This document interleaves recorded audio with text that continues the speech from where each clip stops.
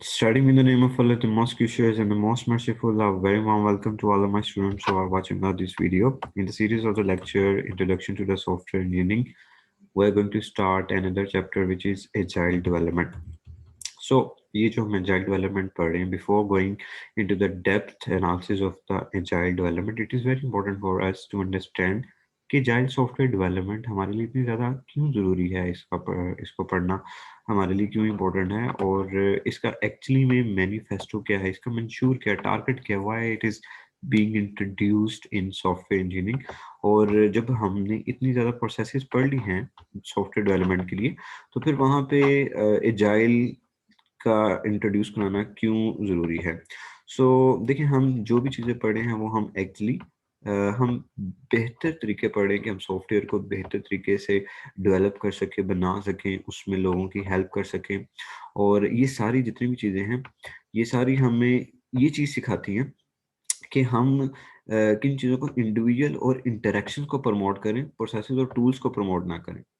यानी कि हम लोगों को कहें कि वो आपस में बातचीत करें, जब सॉफ्टवेयर डेवलप कर रहे हों, तो आपस में कोलैबोरेट करें, एक-दूसरे के साथ इंटरैक्ट करें। आप खाली ये ना करें कि खाली आपको प्रोसेसेस बता दी गई हैं, जैसे हमने पीछे पिछले चैप्टर्स के अंदर प्रोसेसेस पढ़ी हैं, तो आप खाली वही प्रोसेसेस पढ़ें और उन प्रोसेसेस को फ़ॉलो करें। तो आपको टीम के अंदर काम करने की ज़रूरत नहीं है, कोई इंडिविजुअल बंदा है, वो बस अपना काम करता रहे, तो बहुत बेहतरीन सॉफ्टवेयर बनेगा। तो ऐसी बिल्कुल बात नहीं है, आपको इंडिविजुअल और आपस में इंटरेक्शन करना आपके लिए बहुत ज़्यादा इम्पोर्टेंट है।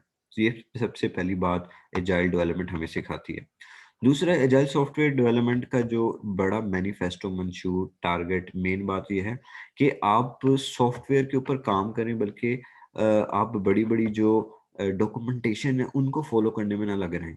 Software development, agile software development हम इसलिए अडॉप्ट करते हैं क्योंकि हमें ये चीज़ सिखाती है कि आपने जितना भी काम करना है डेवलपमेंट का, वो बड़े-बड़े पम्फलेट और बड़े-बड़े जो पैटर्न्स हैं उनको नहीं पढ़ना। आपने जो पहले से मौजूद डॉक्यूमेंट्स हैं आपके पास, हम आपने उन डॉक्यूमेंट्स को नहीं लेके चलना, आपने उनको नहीं पढ़ना। आप कॉम्प्रिहेंसिव, ठीक है, आप डॉक्यूमेंटेशन जो आपके पास डॉक्यूमेंट्स हैं, जो प्रिंसिपल्स हैं, जो रूल्स हैं, आप उनको फॉलो करें, लेकिन वो प्रिंसिपल्स, वो डॉक्यूमेंट्स ब्रीफ होने चाहिए। वो इतनी लंबी-लंबी कहानी थ्योरी नहीं होनी चाहिए, जिससे पढ़ के हमारा सर दर्द होना शुरू हो जाए और हमें पता ही नहीं लगे कि अच्छा जी पहला ये डॉक्यूमेंट है, फलाना डॉक्यूमेंट। आप सिर्फ कहानी नहीं करनी है आपने कि अच्छा जी हम अपना फलाना प्रिंसिपल फॉलो कर रहे हैं और उन फलाने प्रिंसिपल के अंदर हम पहले ये करेंगे, हम फलानी थ्योरी फॉलो करें। आप एक्चुअली में प्रैक्टिकली तौर पे वो काम करें। कस्टमर कोलैबोरेशन को इंश्योर करें, आप कॉन्ट्रैक्ट नेगोशिएशन पे ना रहें। तो ये एक एजाइल सॉफ्टवेयर डेवलपमेंट का बहुत एक बड़ा पॉइंट है कि आप कस्टमर्स के साथ कोलैबोरेट करें। जो भी कस्टमर आपसे सॉफ्टवेयर डेवलपमेंट के लिए आता है, आप उसके साथ कोलैबोरेट करें, बल्कि इस चीज़ में ना अड़े रहें कि जनाब आपकी मेरी स्टार्ट में ये कॉन्ट्रैक्ट हुआ था कि मैंने और आपने ये कॉन्ट्रैक्ट किया था कि हम सॉफ्टवेयर के अंदर ये फीचर्स डालेंगे। अब आप आके इसमें मज़ीद चेंजेज़ ऐड करा रहे हैं, टाइम भी मुझे इसके ऊपर ज़्यादा लगेगा और टाइम ज़्यादा करने में कॉस्ट भी इसकी मेरे ज़्यादा लगेगी। तो ये बिहेवियर ना आपने उसमें नहीं रखना, या आपने कस्टमर्स के साथ इस तरह से नहीं करना कि हम नहीं जी हम नेगोशिएट करेंगे, अब आप चेंजेस करवाना चाह रहे हैं मज़ीद, तो हम इसमें ज़्यादा चार्जेस लेंगे, हमारा ज़्यादा टाइम लगेगा, या आप हमें डिलीवरी का टाइम जो है वो ज़्यादा कर दें। बल्कि आप कस्टमर कोलैबोरेशन पे फ़ोकस करें, कस्टमर के साथ कोलैबोरेट करें, अगर उससे कोई प्रॉब्लम आ रही है तो उस प्रॉब्लम को हल निकालें आप। आप चेंजेस को ओपनली वेलकम किया करें। आप ये ना किया करें कि जी नहीं, मैंने एक जो प्लान बनाया हुआ है, मेरे प्लान में डिस्टर्बेंस होगी। आप हमेशा ही एक अच्छा एटीट्यूड लेके चला करें कि अगर कस्टमर आपके पास सॉफ्टवेयर डेवलपमेंट के बाद भी आपके पास आता है, या लेटेस्ट लेवल के ऊपर भी आप बहुत आगे डेवलपमेंट में चले गए हैं और वो कस्टमर आपके पास आया है कि चेंज एम्बेड करवाने, उस चेंज का बताने, आप उसको भी, उस चेंज को भी जो है वो वेलकम करें। तो ये जितनी बातें हैं बेटा, ये सारी बातें हमें ये सारी बातें हमने ये पढ़ी हैं कि जो हम अब एक नया डेवलपमेंट मेथड पढ़ने जा रहे हैं, जो कि एजाइल सॉफ्टवेयर डेवलपमेंट मेथड है। ये मेथड हमें ये सारी बातों को इंश्योर करता है कि आप इंडिविजुअल इंटरेक्शन पे फोकस करें। आप खाली ये ना लगे रहें कि जी हम कोई टूल इस्तेमाल कर रहे हैं तो हमारा टूल से बहुत अच्छा सॉफ्टवेयर डेवलप हो जाएगा। हम प्रोसेसेस इस्तेमाल कर रहे हैं, जो हमने पीछे प्रोसेसेस पढ़ी हुई हैं, तो हमें आपस में इंटरैक्ट करने की ज़रूरत नहीं। गलत बात है, आपने इंटरैक्ट करना है अपनी सॉफ्टवेयर टीम के साथ, वो बार-बार करना है। आप सॉफ्टवेयर के ऊपर ज़्यादा काम करें, आप सॉफ्टवेयर के ऊपर ज़्यादा काम करें, आप डॉक्यूमेंटेशंस को कम से कम फ़ॉलो करें, डॉक्यूमेंट्स को कम से कम पढ़ें। जो एक मेन प्रिंसिपल आपकी टीम ने डिसाइड कर लिया, बस उसी के ऊपर आप रहें। कस्टमर के साथ ज़्यादा कोलैबोरेट करना है आपने, कस्टमर के साथ बुरा रवैया नहीं रखना कि जी हम आपने कॉन्ट्रैक्ट में ये लिखवाया था कि ये फीचर्स होंगे, अब हम मजीद इसमें ऐड ऑन करवा रहे हैं। सो एजाइल डेवलपमेंट हमें ये सारी चीज़ें जो है वो सिखाती हैं। अब एक्चुअली एजिलिटी होती क्या है? तो हम एजिलिटी कहते हैं कि जो रैपिड और अडेप्टिव हमारे पास चेंज होता है, ठीक है? एज अ टीम मेंबर हम अपने सॉफ्टवेयर के अंदर कोई भी चेंज करवाते हैं, उस चीज़ का नाम एजिलिटी होता है कि हम वो चेंज कितनी जल्दी वेलकम करते हैं, हमारा वो सॉफ्टवेयर किस तरह का बना हुआ है कि हमारा वो सॉफ्टवेयर उस चेंज को जल्दी से अडेप्ट कर पाता है कि नहीं कर पाता। एजिलिटी हम इफेक्टिव कम्युनिकेशन को कहते हैं। एजिलिटी हम कस्टमर को एक टीम में लाने का नाम एजिलिटी है। एजिलिटी हम अपनी टीम को ऑर्गेनाइज करने को जो है वो एजिलिटी कहते हैं। एजिलिटी हम अपने सॉफ्टवेयर में इंक्रीमेंटल डिलीवरी प्लान्स ऐड करने को कहते हैं। यानी कि एजिलिटी होगी, एजिलिटी क्या होती है? एजिलिटी होती है जब आप अपने आप को चेंजेस के लिए अडेप्ट कर लेते हैं, अपनी कम्युनिकेशन बेहतर कर लेते हैं। एजिलिटी तब अचीव होती है जब आप कस्टमर को अपना टीम मेंबर बना लेते हैं। देखिए, कस्टमर को टीम मेंबर बनाना बड़ी अजीब सी बात लगती है ना कि कस्टमर को टीम, लेकिन कस्टमर को टीम मेंबर बनाने का मतलब ये नहीं है कि आप अपने सारे स्किल्स उसे सिखाने लग जाएं, बल्कि एज अ टीम के साथ काम करें। उसके साथ अगर वो कोई चीज़ें आपको बताता है तो आप उसकी प्रॉब्लम को सुनें, उसे कैटर करने की कोशिश करें और अपनी जो आपकी टीम है आप उसको कंट्रोल करें, उसकी परफॉर्मेंस के ऊपर काम करें और लीन लीन तौर पे जो है वो लीन होकर चलें, उनसे नरमी से पेश आएँ सारों के साथ और इंक्रीमेंटल डिलीवरी स्ट्रेटजीज को जो है वो आप फॉलो करें।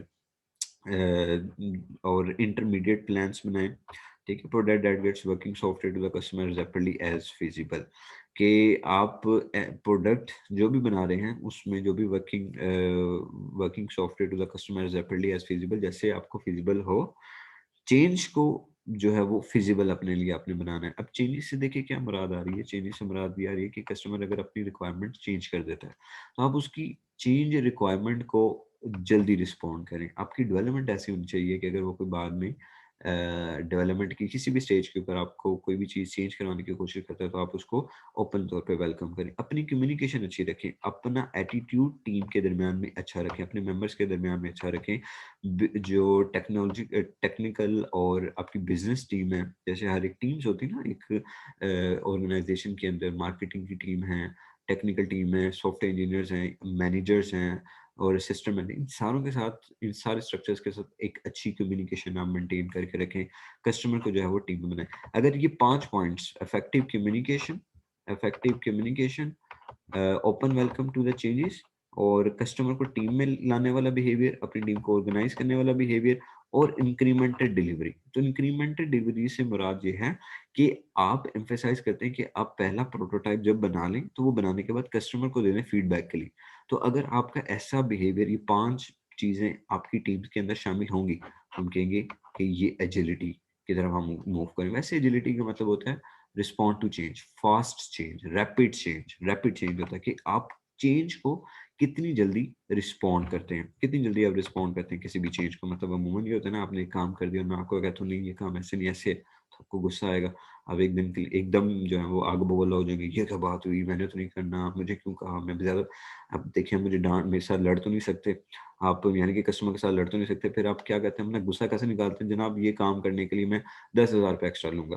तो एजिलिटी एक रैपिड चेंज का नाम है कि आप अपने सॉफ्टवेयर की डेवलपमेंट ही ऐसे कर लें कि अगर कोई light in wait change respond हो, तो चेंज अगर हो तो आप उसको ओपनली जो है वो वेलकम कर सकें, उसकी कॉस्ट भी जो है वो कम होनी चाहिए। सो इन सारों को पढ़ के हम क्या यील्ड कर सकते हैं, मतलब कि हम क्या फाइनली तौर पे कंक्लूड कर सकते हैं कि एजिलिटी एक्चुअली क्या है?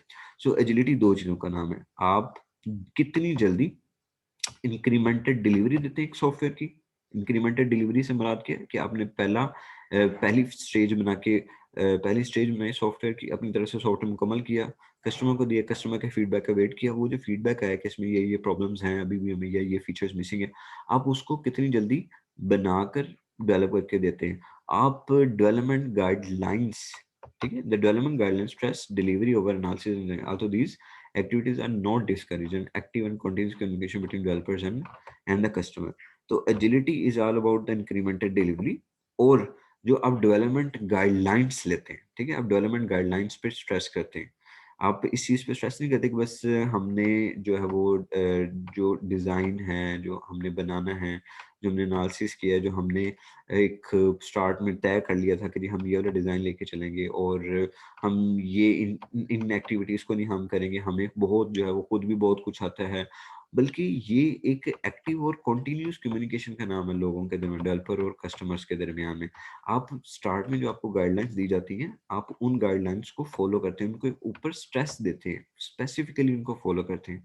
लेकिन उनको फॉलो करने के बाद भी उनको फॉलो करने के बाद भी आप डेवलपर और कस्टमर के दरमियान में कंटिन्यूअस कम्युनिकेशन में रहते हैं। आप उनको डिस्करेज नहीं करते हैं, आप उनकी एक्टिविटीज़ को डिस्करेज नहीं करते, मतलब आपको अगर कोई गाइडलाइन दी गई है किसी चीज़ को बनाने के लिए, तो आप उसको हमेशा इनकरेज करेंगे। आप कंटिन्यूअसली कस्टमर के साथ, डेवलपर के साथ जो है वो कम्युनिकेशन के अंदर रहेंगे। सो एक ये कंटिन्यूअस जो है वो लर्निंग का नाम है एजिलिटी। सो एजिलिटी, इंक्रीमेंटल डिलीवरी, और दूसरा फॉलोइंग द डेवलपमेंट गाइडलाइंस, के जो डेवलपमेंट गाइडलाइंस हैं आप उनको खास तौर पे फोकस करें। और अगर आपको और आप साथ साथ कस्टमर से और डेवलपर से कॉन्टिन्यूस कम्युनिकेशन के अंदर रहें। अब आगे ये है कि why and what steps are agility important, what steps are agility important, के क्यों एजिलिटी हमारे लिए इंपॉर्टेंट है और इसमें क्या क्या जो है वो हमारे स्टेप्स जो है कि वो जो है वो इन्वॉल्व है। तो देखिए जैसे जैसे हमारा मॉडर्न बिजनेस जो है वो एक आपको पता है फास्ट पेस है, दिन ब दिन जो है वो बदलता जा रहा है। तो फिर इसके लिए फिर रीजनेबल कन्वेंशनल सॉफ्टवेयर इंजीनियरिंग को अगर हम अडॉप्ट करें, या वही जो पुराने प्रोजेक्ट के आइडियाज लेके चल रहे हैं, तो उससे जो है वो हमारे प्लान से इतने ज़्यादा सक्सेसफुल नहीं हो रहे। मतलब कि पुराने वही मेथड हम जो कन्वेंशनल लेके चल रहे हैं कि जी आप सॉफ्टवेयर बनाने के लिए यही एक्टिविटीज़ को फॉलो करें और यही चीज़ें लेके चलें, तो वो हमारे लिए इतने ज़्यादा कारगर नहीं। सो इसलिए हमें जो है वो सक्सेसफुल सिस्टम की तरफ अब हमने जाना है, ऐसे सिस्टम की तरफ जाना है कि उसमें अगर कोई चेंजेस भी हों, अगर हमें वो चेंजेस भी करने पड़े तो हम वो इफेक्टिवली कर सकें। अब देखिए ये आप इसे कह सकते हैं कि ये बिल्कुल एक लाइट सॉफ्टवेयर इंजीनियरिंग है। लाइट सॉफ्टवेयर इंजीनियरिंग से मुराद ये है कि जैसे एक जैसे हमने स्टार्ट में पढ़ा था कि हम सॉफ्टवेयर डेवलपमेंट को सॉफ्टवेयर इंजीनियरिंग का क्यों नाम देते हैं, तो आप इसे कह सकते हैं कि ये बिल्कुल उसका एक लाइट वर्जन है। इसके अंदर आपने कम्युनिकेशन भी होगी, आपकी प्लानिंग भी होगी, मॉडलिंग भी होगी, कंस्ट्रक्शन भी होगी, डिप्लॉयमेंट, ये सारा कुछ रहेगा। ठीक है? एजिलिटी के अंदर ऐसा नहीं होगा कि वो इंजीनियरिंग नहीं रहेगी। ठीक है? इंजीनियरिंग का वर्क नहीं होगा, मतलब जैसे हम कहते होते हैं ना कि सॉफ्टवेयर डेवलपमेंट एक एक्चुअली सॉफ्टवेयर इंजीनियरिंग क्यों कहते हैं? ये हमने स्टार्ट में ही क्वेश्चन पढ़ा था कि सॉफ्टवेयर डेवलपमेंट को सॉफ्टवेयर इंजीनियरिंग क्यों कहा जाता है? डेवलपमेंट क्यों नहीं कहा जाता? तो इसके अंदर सारी यही चीज़ें होती हैं, लेकिन हम उसको ज़्यादातर जो है वो डिलीवरी और कंस्ट्रक्शन की तरफ लेके जाते हैं। हम इसके ऊपर जैसे पीछे हम इन चीज़ों पे फ़ोकस कर रहे थे ना कि अच्छा जी प्लान बनाते रहो, हफ़्ता 10 दिन एक सॉफ्टवेयर डेवलपमेंट की प्लानिंग के ऊपर लगे रहो, उनकी कम्युनिकेशन के ऊपर लगे रहो, उनके मॉडल्स बनाते रहो, थ्योरी के अंदर कहानी आप लेके चलते रहो। लेकिन जो एजिलिटी है ये एक्चुअली ज़्यादातर जल्दी से जल्दी कोशिश करती है कि कोड के ऊपर जाया जाए और फिर जल्दी से कस्टमर को बना के जो है वो दिया जाए। तो इसके अंदर सॉफ्टवेयर इंक्रीमेंट आप समझने की बहुत ज़्यादा इसमें जो है वो इम्पोर्टेंट होती है। तो इसलिए इसके अंदर जो एजिलिटी है, एजिलिटी के अंदर जो सबसे इम्पोर्टेंट पार्ट होता है वो यही पार्ट होता है कि आप जल्दी से कंस्ट्रक्शन और डिलीवरी पॉइंट के ऊपर जल्दी से पहुंचने की कोशिश करते हैं, बजाय इसके कि आप दूसरे स्टेप्स के ऊपर जो है वो अपना टाइम जो है वो वेस्ट करते हैं। अच्छा, अब ये एजिलिटी और कॉस्ट चेंज, अब मैं ये चीज़ आपको एक कर्व से समझाने की कोशिश करता हूँ। ये देखें, ये कर्व ये कहती है कि अगर आप कॉस्ट और change using conventional software processes, अगर आप पुरानी अपनी जो कन्वेंशनल जो हमने पीछे सॉफ्टवेयर प्रोसेसेस पढ़ी है, अगर आप एजिलिटी को फॉलो नहीं करते, मतलब एजिलिटी डेवलपमेंट प्रोसेसेस को, डेवलपमेंट मॉडल्स को फॉलो नहीं करते, तो आपको सॉफ्टवेयर में चेंजेस ऐड करने के लिए देखिए बहुत ज़्यादा कॉस्ट लगेगी, ये बहुत ज़्यादा कॉस्ट लगेगी।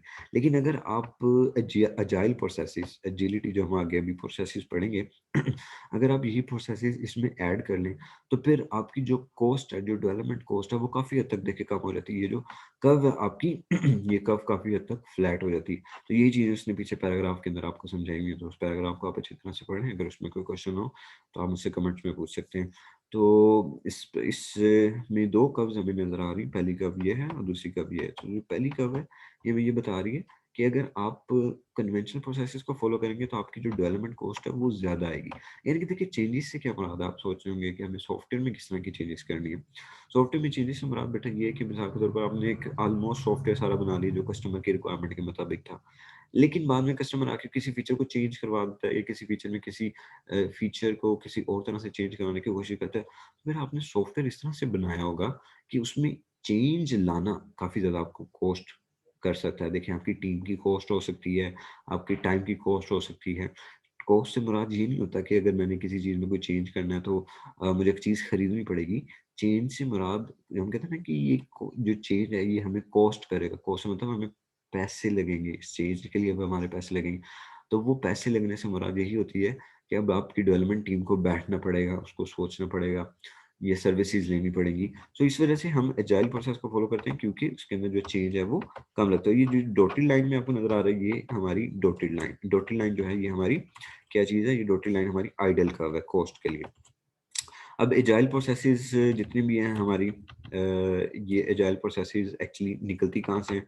सो ये सारी की सारी प्रोसेसेस, एजाइल जितनी भी एजाइल प्रोसेस है ये कस्टमर डिस्क्रिप्शन से ही आखज होती है, कि सिनेरियो बेस्ड होती है कि कस्टमर को एक्चुअली क्या चाहिए, और कुछ इसमें हम अजम्पशंस लेके चलते हैं। अजम्पशंस लेके चलते हैं कि हम जो इसमें प्लान्स बनाएंगे वो शॉर्ट लिव प्लान बनाएंगे, हम इसमें कोई लंबे चौड़े प्लान्स नहीं बनाएंगे, और हम जल्दी से सॉफ्टवेयर डेवलप करके हम आइटरेशन चला देंगे। हम जो है वो ज़्यादा से ज़्यादा हमारा फोकस होगा कंस्ट्रक्शन की एक्टिविटीज़ पे, हमारा जो फोकस होगा, यानी कि हम उसके डिज़ाइन पार्ट को जल्दी से स्टार्ट करने की कोशिश करेंगे, उसकी कोडिंग की तरफ जाएंगे, और उनके दरमियान में डिज़ाइन में और कोडिंग में अगर कोई चेंजेस आ रहा होगा उनको मिलाने की कोशिश करेंगे कि हमारा कोड उसी तरह से बने जिस तरह का हम डिज़ाइन चाह रहे हैं। हार्ड टू से how much design is necessary before construction, को जब तक आप प्रॉपर तौर पे कोड नहीं बना लेते, आप उसकी कोई आउटपुट नहीं ले आते, तो तब तक आपको जो है वो पता नहीं लग पाता कि आपको एक चीज़ जो है वो कितनी ज़्यादा कोडिंग की मज़ीद ज़रूरत है। सो आप डिज़ाइन मॉडल्स क्रिएट करते हैं, फिर आप फिर जो है वो तब तक आप अपने डिज़ाइन को प्रिडिक्ट नहीं कर सकते जब तक आप उसको अच्छी तरह से कंस्ट्रक्शन ना करें। तो जितनी भी एजाइल प्रोसेसेस हैं, वो सारी की सारी आपकी सिनेरियो बेस होती हैं। फिर उसके बाद इसी अनप्रेडिक्टेबिलिटी की वजह से जो है वो हमें अडेप्ट करना पड़ता है चेंजेस के लिए, ठीक है। फिर उसके बाद हम मल्टीपल सॉफ्टवेयर इंक्रीमेंट्स डिलीवर करते हैं, फिर ऑपरेशनल प्रोटोटाइप बनाते हैं, और फिर उसके लिए जो है वो कस्टमर फीडबैक भी हम जो है वो अडोप्ट करते हैं, फिर उसके मुताबिक जो है वो चेंज करने की कोशिश करते हैं। तो ये जितनी भी हमारी एजाइल प्रोसेसेस हैं, ये सारी की सारी कस्टमर डिस्क्रिप्शन के ऊपर बेस करती है, और ये मेनली तौर पे ये फोकस करती हैं, मेनली तौर पे ये रिकॉग्नाइज करती हैं कि आपके जितने प्लान्स हो वो शॉर्ट लिव हो, ठीक है। कुछ रिक्वायरमेंट्स तो थ्रू आउट चलेंगी, लेकिन कुछ रिक्वायरमेंट्स जो है वो दरमियान में चेंज भी हो सकती हैं, उसको भी हमने ध्यान में रखा होता है। तो जितनी भी आपके प्लान्स हैं वो सारे शॉर्ट लिव प्लान होने चाहिए, किसी भी एक चीज़ के ऊपर आपने ज़्यादा टाइम नहीं लगाना, कि हो सकता है कि अगर हम किसी और पॉइंट ऑफ व्यू से सोच रहे हो तो बाद में उसके ऊपर से जो है वो चेंज हो जाए। सो जितनी भी एजाइल प्रोसेसेस हैं, एजाइल प्रोसेसेस सारी की सारी जो है वो कस्टमर डिस्क्रिप्शन के ऊपर बेस कर रही होती हैं कि एक्चुअली में कस्टमर का सिनेरियो क्या है। अभी कुछ एजिलिटी के प्रिंसिपल्स हैं, असम्पशन हैं जो कि हमने फॉलो करने होते हैं। जैसे कि अगर आप देखें, पहला प्रिंसिपल ये कहता है कि आपने कस्टमर की रिक्वायरमेंट्स को ज़रूर सेटिस्फाई करना है। दूसरा प्रिंसिपल ये कहता है कि आपने कस्टमर की रिक्वायरमेंट को वेलकम करना है। अगर वो कोई भी किसी किस्म की रिक्वायरमेंट भी ऐड ऑन कराना चाहता है, इवन लेट इन डेवलपमेंट में, कि आप डेवलपमेंट सारी ऑलमोस्ट कर चुके हैं, थोड़ी सी रह गई, उसमें कोई चेंज वो ऐड ऑन कराना चाहता है, आप उसे भी जो है वो वेलकम करें। आप deliver working software frequently from a couple of weeks to a couple of months with a preference to the shorter time scale. आप कोशिश करें कि आप सॉफ्टवेयर को जो है वो महीनों की बजाय हफ्तों के अंदर जो है वो ख़त्म करने की कोशिश करें।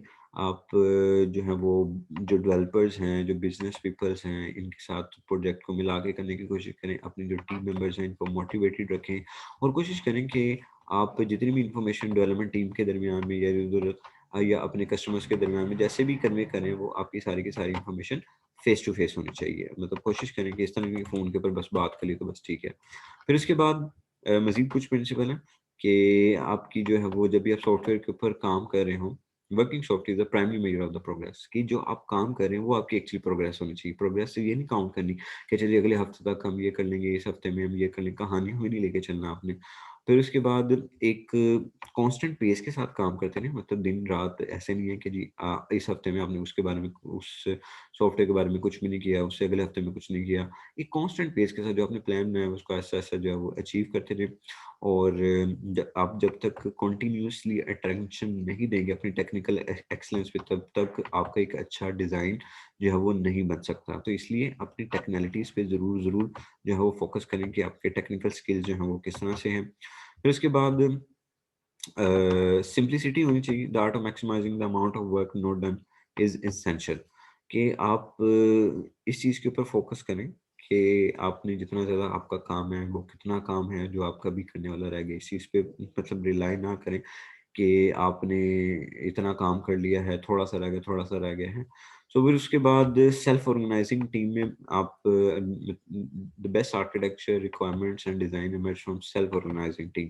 जो टीम्स के अंदर जो टीम सेल्फ ऑर्गेनाइजिंग होती हैं, जो किसी की इंस्ट्रक्शंस का वेट नहीं करती, बल्कि एक होता है ना कि जैसे कुछ ऐसे मेंबर्स होते हैं जिन्हें हम बताएँगे तो वो काम करेंगे, लेकिन कुछ ऐसे मेंबर्स होते हैं जो अपनी थिंकिंग के मुताबिक किसी भी काम को जल्दी परफॉर्म करने के लिए नेक्स्ट स्टेप जो है वो खुद लेके ट्राई कर लेते हैं। मतलब कि आपने सेल्फ ऑर्गेनाइजिंग वे में चलना है, ऐसे नहीं आपने वेट नहीं करना कि जब तक मेरे इंस्ट्रक्शन मेरे मेरे हेड जो है मुझे इंस्ट्रक्शन नहीं देंगे तब तक मैं नहीं चलूँगा। फिर इसके बाद रेगुलर इंटरवल के बाद आप जो है वो टीम मेंबर्स के साथ उनके साथ आहिस्ता-आहिस्ता ऐसे एडजस्ट होना शुरू हो जाएँ और रेगुलर इंटरवल के साथ उनके साथ मिलें ताकि वो आपके साथ थोड़ा-सा आपके जो टीम मेंबर हैं वो कम्फर्ट हो सकें और आपको बता सकें कि हम आपके बात को होता है ना कि टीम मेंबर्स आपके साथ कंफर्टेबल नहीं होते और आपसे उस तरह से क्वेश्चंस नहीं कर सकते।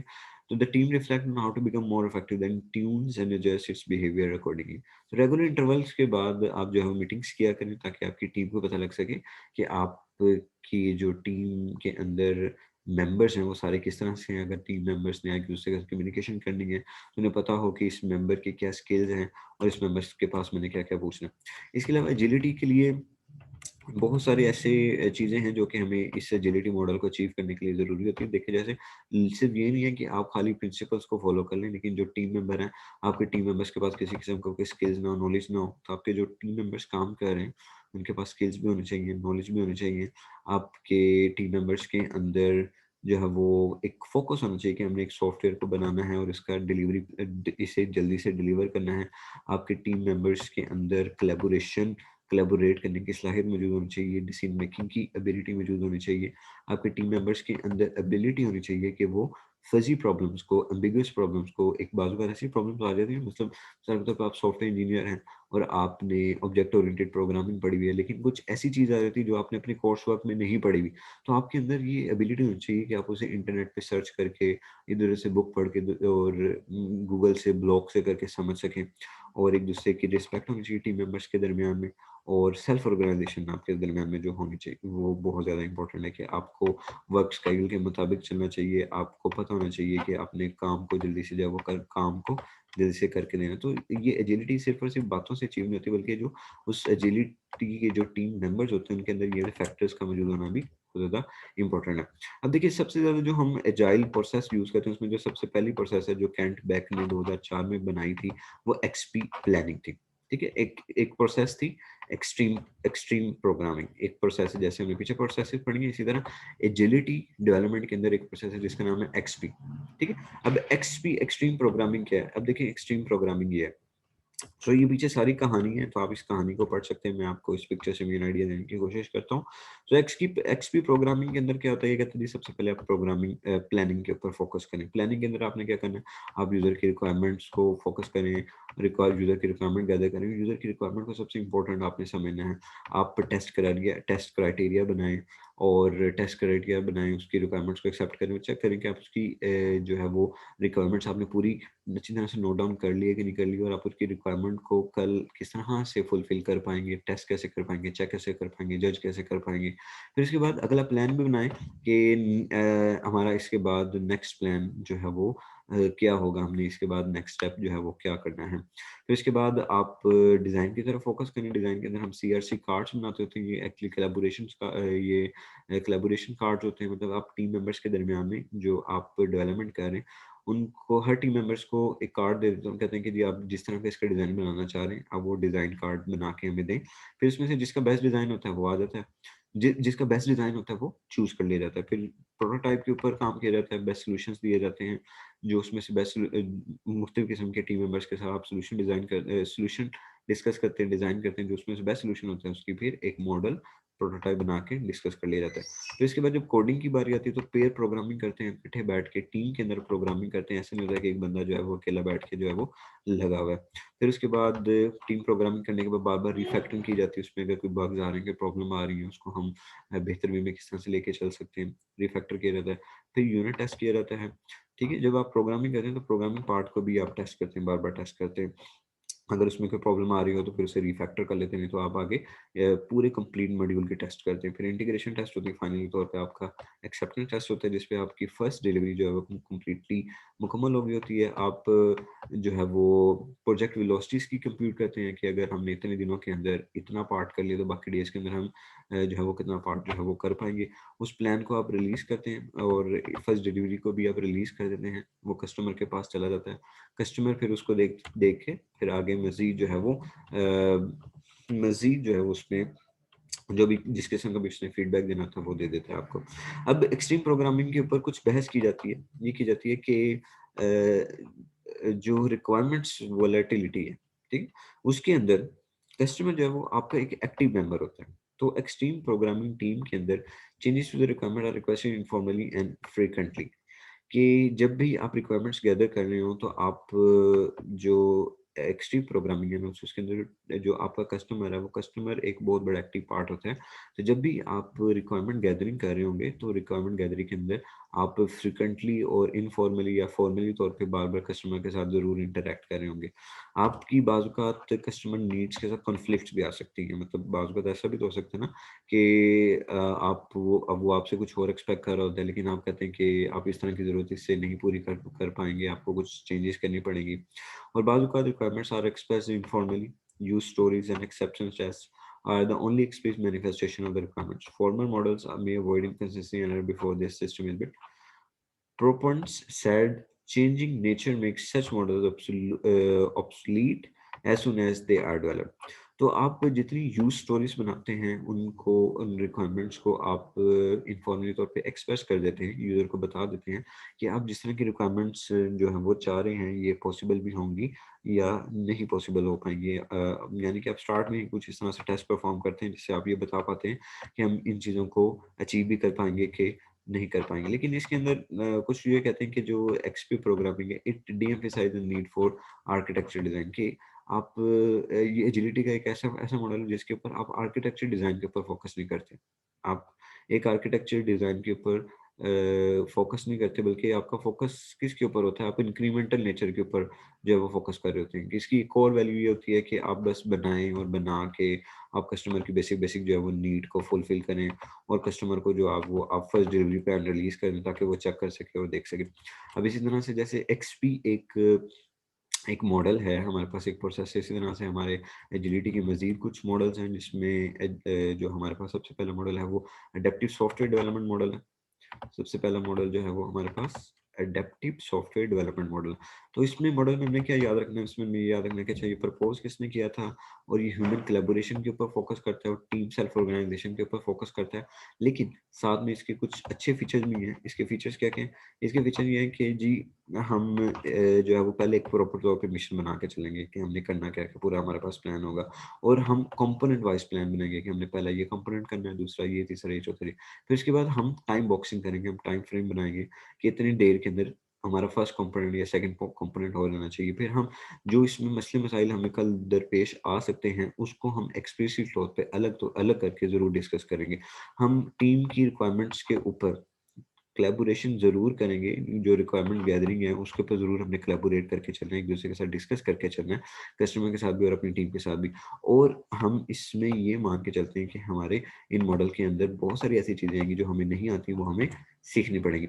अभी हमारे पास इसके फेजेस हैं। एडेप्टिव सॉफ्टवेयर डेवलपमेंट के 3 फेजेस होते हैं हमारे पास, जिसमें जो फर्स्ट फेज है हमारा स्पेकुलेशन है, दूसरा फेज हमारा कोलैबोरेशन है और तीसरा फेज हमारे पास जो है वो लर्निंग है। तो इसके पीछे जितनी भी हमारे पास पीछे जितनी भी बातें हैं वो सारी की सारी इसकी थ्योरी लिखी हुई है। तो एक्चुअली मैं आपको ये यहाँ से सारा एक्सप्लेन कर देता हूँ, आप बेशक इससे बाद में वीडियो पॉज करके आप उसको जो है वो अच्छी तरह से देख सकते हैं इसमें वही बातें हैं या नहीं। हम इसमें अगर देखें सबसे पहला जो स्टेप आता है हमारे पास स्पेकुलेशन का आता है, जिसके अंदर हम क्या करते हैं, जो हमारी मेन मिशन स्टेटमेंट होती है हम उसके ऊपर फोकस करते हैं कि हमने एक्चुअली करना क्या है। हम देखते हैं कि इस प्रोजेक्ट को बनाने में हमें मसले मसाइल क्या आ सकते हैं और हमारी लिमिटेशंस क्या हैं, हम किन चीज़ों को कर सकते हैं, किन चीज़ों को नहीं कर सकते, हमारी मेन बेसिक बेसिक रिक्वायरमेंट्स क्या हैं और हम इसी स्टेप के अंदर टाइम बॉक्स रिलीज प्लान करते हैं कि हमने जितने भी कंपोनेंट्स को अब बनाना है या जिनके ऊपर फोकस करना है, हमने उनको सारों को कितने दिनों के अंदर लेके चलना है। तो ये जितनी सारी प्लानिंग की जाती है, एडेप्टिव प्लानिंग की जाती है ताकि हर एक के लिए जो है वो कंफर्टेबल हो सके। फिर इसके बाद हम जो कोलैबोरेशन से रिक्वायरमेंट गैदरिंग करते हैं वो सारी जेडी के थ्रू होती है, जॉइंट एप्लीकेशन डेवलपमेंट उसमें की जाती है। जब भी हम डेवलपमेंट करते हैं और सारी छोटी-छोटी जो जितनी भी स्पेसिफिकेशन उनको अचीव करने की जो हम कोशिश करते हैं, तो जॉइंट एप्लीकेशन डेवलपमेंट के अंदर ये होता है कि अगर हम किसी चीज़ में फँस भी गए, हमारी टीम को कोई प्रॉब्लम आ रहा है, तो हम वर्कशॉप करवा के उनके ये प्रॉब्लम्स को जो है वो रिलीज़ भी कर सकते हैं। फिर फाइनली तौर पे हम कुछ लर्निंग स्टेज की तरफ भी जाते हैं। लर्निंग स्टेज में किस तरह से जाते हैं कि हम कोई कंपोनेंट इम्प्लीमेंट कर रहे हैं, उसका कोई टेस्ट कर रहे हैं, हमने वो टेस्ट किया है, तो इस पे हम अपने ही किसी खास ग्रुप से जो है वो फीडबैक लेते हैं और कुछ उसके टेक्निकल रिव्यूज करते हैं, पोस्टमार्टम्स करते हैं, चेक करते हैं कि क्या वही चीज़ अचीव हुई है या नहीं हुई है। अगर नहीं हुई तो हम उसको मज़ीद जो है वो एक दूसरे के साथ कोलैबोरेशन से सीखने की कोशिश करते हैं। फिर उसके बाद सॉफ्टवेयर डेवलपमेंट के अंदर हमारे पास क्या होता है, हम रिलीज़ की तरफ जाते हैं कि ठीक है, हम फर्स्ट सॉफ्टवेयर डेवलपमेंट की रिलीज़ को कर देते हैं और बाकी जो साइकिल हैं वो हमने कितने टाइम पीरियड के अंदर सब्सिक्वेंटली जो है वो लेके चलेंगे। अब इसी तरह से हमारे पास जैसे हमने ये एएसडी मॉडल पढ़ा, एडैप्टिव सॉफ्टवेयर डेवलपमेंट पढ़ा, इसी तरह से आगे डायनामिक सिस्टम डेवलपमेंट हमारे पास मेथड है। सो इसमें भी कुछ ये बिल्कुल वैसा ही मॉडल है और ये जो है वो हमारे पास मतलब ये भी एक एजाइल सॉफ्टवेयर डेवलपमेंट अप्रोच ही है, जो हमें एक सिस्टम को मेंटेन करने का और एक टाइम कंस्ट्रेंट के लिए, जब आपके पास बहुत ज़्यादा कम टाइम हो, बहुत ही कम टाइम हो रहा है, उसमें आपने प्रोटोटाइप बनाना है और प्रोजेक्ट इन्वायरमेंट के अंदर आपने एक क्वालिटी को भी इंश्योर करना है। तो उस केस के अंदर आप डीएसडीएम को जो है वो डायनामिक सिस्टम डेवलपमेंट मॉडल को आप जो है वो अडॉप्ट कर लें। ये बिल्कुल आपने का जैसे हमने पिछला मॉडल पढ़ा है ना, एएसडी मॉडल पढ़ा या एक्स मॉडल पढ़ा है उसी तरह से, लेकिन इसमें कुछ एडिशनल गाइडलाइंस होती हैं, वही होती है कि आपने जो है वो यूज़र को ज़रूर इसमें इन्वॉल्व करना है। आपने इसमें डिसीजंस जो है वो एम्पावरमेंट टीम को देनी है। मतलब ये नहीं है कि टीम मेंबर बैठ के वेट करते रहे कि जब तक हेड नहीं डिसाइड करेगा तब तक मैं नहीं कुछ कर सकता। आपने जो है वो फोकस इसके ऊपर करना है कि आप जैसे ही प्रोडक्ट बना रहे हैं फौरन रिलीज कर लें, जैसे प्रोडक्ट बना रहे हैं फौरन रिलीज कर लें।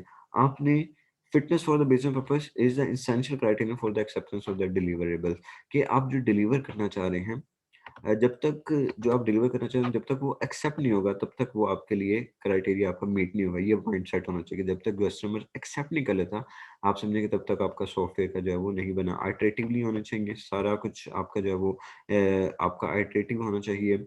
आप जितने भी चेंजेस लेके चले हैं डेवलपमेंट के लिए वो रिवर्सिबल भी हो सकते हैं कि आप ने अगर एक चेंज किया परफॉर्म किया उसके बाद दोबारा से आपको अगर वो करना पड़ा है तो आप इस चीज़ के लिए जो है वो रेडी रहें। और requirements are baseline at high level, कि आपकी जितनी भी रिक्वायरमेंट्स हैं, आपकी वो सारी की सारी रिक्वायरमेंट आप जितने मर्ज़ी लेवल के ऊपर चल जाएँ, जैसे मर्ज़ी सॉफ्टवेयर बनाना, आपकी वो रिक्वायरमेंट जो है वो मज़ीद पूरी तरह से मैच होनी चाहिए और आपकी टेस्टिंग जो है वो through out the life cycle her level के ऊपर अचीव होनी चाहिए। हर कंपोनेंट्स का आप जो है मुकम्मल तौर पे अच्छी तरह से जो है वो टेस्ट करके चलें। अब ये वही चीज़ इसको डायग्राम में बनाने की जो है वो एक्सप्लेन करने की कोशिश कर रहा है कि ये पूरी लाइफ साइकिल डेवलपमेंट जो है वो किस तरह से चलती है। तो इसको मैं थोड़ा-सा मज़ीद ज़ूम करके देखता हूँ कि इसमें हमारे पास क्या आ रहा है, लेकिन एक्चुअली इसमें थोड़े से जो है वो पिक्सेल्स हमारे पास फट गए हैं। तो इसमें अब क्या लेके चल रहा है, वो कह रहा है कि जी सबसे पहले आप मुकम्मल उस प्लान की रिपोर्ट बनाएँ, उसकी बिज़नेस स्टडी करें, फिज़िबिलिटी रिपोर्ट देखें। फिज़िबिलिटी रिपोर्ट के बाद आप सारे बंदे जो हैं वो प्लान के ऊपर एग्री करें। फिर आप फंक्शनल प्रोटोटाइप बनाएँ, फिर उस प्रोटोटाइप को रिव्यू करें और देखें क्या फंक्शनल रिक्वायरमेंट्स पूरी तौर पे जो है वो मेट हो गई हैं या मेट नहीं मुकम्मल तौर पे जो है वो हुई हैं कि नहीं। फिर उसके बाद आप डिज़ाइन और बिल्ड आइटरेशन की तरफ जाएँ, जिसके अंदर आप देखें कि आप इस प्रोटोटाइप के लिए कौन-सा डिज़ाइन बना सकते हैं। फिर उस डिज़ाइन को क्रिएट करें, फिर उस डिज़ाइन को रिव्यू करें और देखें क्या ये प्लान के अकॉर्डिंगली काम कर रहा है या नहीं कर रहा। फिर फाइनली तौर पे इम्प्लीमेंटेशन के ऊपर है, जब आपका डिज़ाइन बन गया, आपकी सारी रिक्वायरमेंट बेसिक होंगी, फिर इन सारी चीज़ों को इकट्ठा मिला के इम्प्लीमेंट कर दें, फिर इसे यूज़र के लिहाज से ट्रेन करें और फिर आप दोबारा से उसी स्टेज के ऊपर चल जाएँ यूज़र रिक्वायरमेंट के मुताबिक कि क्या वाक़ई ही ये वो चीज़ सारी आपकी जो है वो अचीव हुई है या नहीं हुई। तो अगर आपके किसी दरमियान में वीडियो में अगर आप इसे देख रहे हैं तो आपको इसमें इमेजेस का या क्वालिटी का कोई इश्यू आता है तो आप इसे एचडी करके देख लीजिएगा, आपको जो है वो समझ आ जाएगा। इस तरह से एक और हमारे पास मॉडल है एक स्क्रम नाम का मॉडल है हमारे पास। ये मॉडल क्या करता है, ये भी सॉफ्टवेयर डेवलपमेंट मेथड है जो कि बिडल ने जो है डिज़ाइन किया था। ये क्या फोकस करते हैं, ये कहते हैं कि जी आपके पास जो बड़ी रिक्वायरमेंट्स आ रही हैं, उन बड़ी रिक्वायरमेंट्स को छोटे छोटे पैकेट्स में ब्रेक कर लें। फिर उसके बाद आप क्या करें, आप उनके क्या बनाए, testing and documentation are ongoing as the product is constructed. हर जो भी पैकेट को बनाई जा रहे हैं, जो भी मतलब पैकेट से मुराद ये नहीं है कि आप छोटे छोटे पैकेट बनाएं, पैकेट से मुराद ये है कि जो रिक्वायरमेंट्स आ रही हैं, उन रिक्वायरमेंट्स को पार्ट्स में ब्रेक कर लें, और रिक्वायरमेंट्स को फुलफिल करने के बाद उनको टेस्ट करें और चेक करें ये रिक्वायरमेंट फुलफिल हो गई है, उसको डॉक्यूमेंट कर दें, लिख दें, प्रॉपर डॉक्यूमेंट बना दें कि हम ये रिक्वायरमेंट जो है वो हमारी जो है मुकम्मल तौर पर कंप्लीट हो गई है, और स्प्रिंट्स के अंदर काम करें आप। ठीक है। और स्प्रिंट्स के ऊपर काम करने से मुराद ये है कि जिस तरह से आप दौड़ लगाते हैं तो कहते हैं ना स्प्रिंट मार रहे हो आप, तो 15 मिनट की दौड़ है, 20 मिनट की दौड़ है, तो आप इन इन बेसिस के ऊपर जो है वो डेली बेसिस के ऊपर स्क्रम मॉडल में, जब अगर आप स्क्रम मॉडल फॉलो कर रहे हैं, तो जो आपके पास प्रोजेक्ट है उस प्रोजेक्ट को बैकलॉग से देखते जाएं और जल्दी जल्दी खत्म करने की कोशिश करें। ठीक है। और स्प्रिंट के अंदर जो है वो हम चेंजेस को एंटरटेन नहीं करते, लेकिन स्प्रिंट के अंदर ये होता है कि बैकलॉग में देखते जाएं कि आपके पास पीछे अभी क्या क्या चेंजेस रहेगी, और उन लोगों को उन चेंजेस को जो है वो आप खत्म करते जाएं। डेली बेसिस पे इस पे जो है वो आप मीटिंग करें। मीटिंग आपकी शॉर्ट भी हो सकती है, 50 मिनट्स की भी मीटिंग हो सकती है, लेकिन डेली बेसिस पे जो है वो आप मीटिंग करें। और वो मीटिंग विदाउट शेयर्स भी हो सकती है, मतलब विदाउट शेयर्स से मतलब ये नहीं कि जी आपने मीटिंग करनी है बगैर खड़े होकर करनी, क्योंकि बाबा जी ने कहा था कि बगैर खड़े होकर चेयर्स के अगर हम मीटिंग करेंगे तो बहुत ज़्यादा सवाब होगा और बहुत तरक्की होगी। सो ऐसी बात नहीं है, बात यह है कि आप 50 मिनट से मुराद, विदाउट शेयर से मुराद ये है कि आप चलते फिरते भी इस प्रोजेक्ट के ऊपर डिस्कस कर सकते हैं कि जी अच्छा हमारी लास्ट टाइम बात क्या होती, और अब हमें मसले मसाइल क्या आ रहे हैं, और हमने अब अपने प्लान को किस तरह से अकम्प्लिश करना है। आप डेमोस दें मीटिंग्स के जरिए, और टाइम बॉक्स एलोकेट करें कि अब ये काम हमने कर लिया, अब अगला काम हमने कितनी देर के अंदर जो है वो करना है। फिर इस तरह से नेक्स्ट मॉडल हमारे पास एक क्रिस्टल मॉडल है। सो ये क्रिस्टल भी हमारे पास एक जाइट डेवलपमेंट का मॉडल है जो कि हाई स्मिथ्स ने बनाया था, और इसके भी यही कुछ फीचर हैं। देखिए सारों के अंदर आप देख रहे होंगे कि हम जितने भी मॉडल्स हम प्रोसेसेस को फॉलो कर रहे हैं, उसमें सारे के सारे प्रॉब्लम करेक्टरिस्टिक बेस्ड होने चाहिए। मतलब ऐसा नहीं होना चाहिए कि आप जनरली तौर पे सारों को लेके चल रहे हैं, वो सारे के सारे जो एक्चुअली आपका प्रॉब्लम है उनके लिहाज से अपने मॉडल्स को चेंज करना, और आपकी फेस टू फेस कम्युनिकेशन होनी चाहिए। और आप वर्कशॉप्स का उस पे ज़रूर करें कि आप जो है वो to review the work habits of the team, कि आप टीम की वर्कशॉप बनाएं और उसमें चेक करें कि आपकी टीम जो है वो जिस जो प्रोजेक्ट है उसमें कोलैबोरेशन से किस तरह से जो है वो काम करी। फिर इसके बाद कुछ फीचर ड्राइवन हम डेवलपमेंट के ऊपर फोकस करते हैं। तो फीचर डेवलपमेंट मॉडल में क्या होता है कि हम फीचर्स बेस लेके चलते हैं कि अगर हमें हमने अपनी पहला फीचर अचीव कर लिया है या दूसरा फीचर अचीव कर लिया है, ये किस तरह से इसको मैं एक्चुअली फीचर ड्राइवन डेवलपमेंट को मैं आपको समझाने की कोशिश करता हूँ। यहाँ से ये फीचर डेवलपमेंट हमारे पास मॉडल है। क्या करते हैं हम, ये फीचर्स में ब्रेक कर देने के सबसे पहले हमारा फीचर क्या है, अगर आपको ये पिक्चर नजर नहीं आ रही so let me zoom it. तो सबसे पहले फीचर क्या होगा हमारा, सबसे पहला फीचर ये है कि आप पहले ओवरऑल मॉडल बना लें। ओवरऑल मॉडल बनाने के बाद आप देखें कि जी आपके टोटल मॉडल के अंदर कितने कंपोनेंट्स और हर एक के अंदर फीचर क्या होना चाहिए। फिर उस फीचर को अचीव करने के लिए आपको कितनी टाइम लगेगा उसका प्लान बना लें। फिर उसके बाद वो प्लान बनने के बाद उसका डिज़ाइन पैकेज बनाएं। ठीक है। फिर उसके बाद अब मतलब कि बारी-बारी उन सारी चीज़ों को आहिस्ता-आहिस्ता करके कंपाइल करते जाएँ, इकट्ठे लेके चलते जाएँ कि अब जो है वो आपका पूरा डिज़ाइन मॉडल अच्छी तरह से अचीव हो चुका है। सो ये जितनी भी चीज़ें आपकी आ रही हैं, ये फीचर ड्राइवन जो है, ये अब मैं इस तरह से दिखा देता हूँ। सो ये आप देख लें कि आप मतलब कि आपने पार्ट्स में इसे जो है वो डिवाइड किया हुआ है कि सबसे पहले हमने एक ओवरऑल मॉडल बनाना है। फिर आपने उस मॉडल के अंदर जो जो फीचर्स हैं, उस फीचर्स की एक लिस्ट बनानी है। उस लिस्ट को सेट्स में ब्रेक करना है, फिर प्लान करना है कि आप डेवलपमेंट प्लान बनाना है, class owner, features and set owners के आपने ये किस तरह से जो है वो ये सारी चीज़ों को कितने टाइम के अंदर, कितने फ्रेम के अंदर जो है वो अचीव करना है। सो ये जितनी भी एजाइल मॉडलिंग हम यूज़ कर रहे हैं, ये सारी स्कॉट एम्बलर ने सजेस्ट की थी, प्रपोज की थी, और ये जितने एजाइल मॉडलिंग के प्रिंसिपल ये सारे हमें ये सजेस्ट कर रहे हैं ये हर एक मॉडल जो भी है वो एक खास पर्पस के लिए इस्तेमाल हो रहा है। हम मल्टीपल मॉडल्स को भी इस्तेमाल कर सकते हैं और ये सिर्फ इसलिए बनाया गया ताकि हम लाइट ट्रैवल कर सकें, मतलब हमारे ऊपर इतना ज़्यादा बर्डन ना आ सके। और इन सारों के अंदर कंटेंट इंपॉर्टेंट होता है, प्रेजेंटेशन इंपॉर्टेंट नहीं होती, रिप्रेजेंटेशन इंपॉर्टेंट होती है कि आपका सॉफ्टवेयर दिख कैसे रहा है, ये दिख रहा है कि उसके अंदर एक्चुअली में है क्या। फिर उसके बाद now the models and the tools you use to create them. जो आपको मॉडल पता है जिस प्रॉब्लम के लिए मॉडल यूज होना है, आप उस प्रॉब्लम को पकड़ें, उसको यूज करें, जिस पे टूल यूज होना है उस टूल के मदद मॉडल को यूज करें और अडेप्ट करें लोकली तौर पे।